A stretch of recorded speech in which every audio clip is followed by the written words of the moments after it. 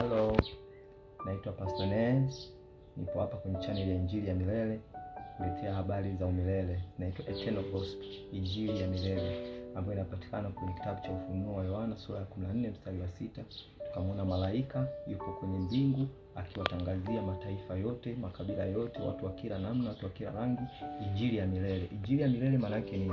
Ni habari za Mungu ambazo amemuundia mwanadamu kabla hajaja hapa duniani.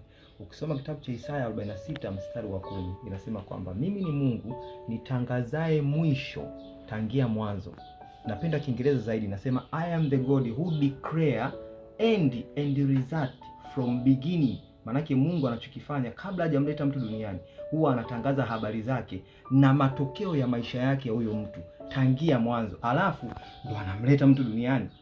Mfano, Masihi Yesu Kristo alikuja duniani, lakini habari zake zilikuwa zishaletwa duniani kwamba atakuja kufa na kufufuka, na ikawa hivyo hivyo.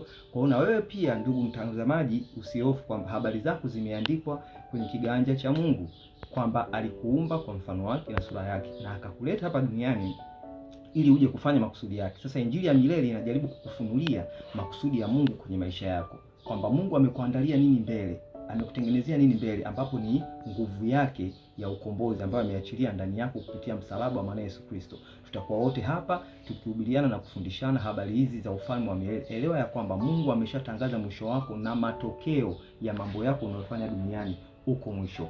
Bye, tuonane tena wakati mwingine sana, wakati kama huu. Shalom, shalom.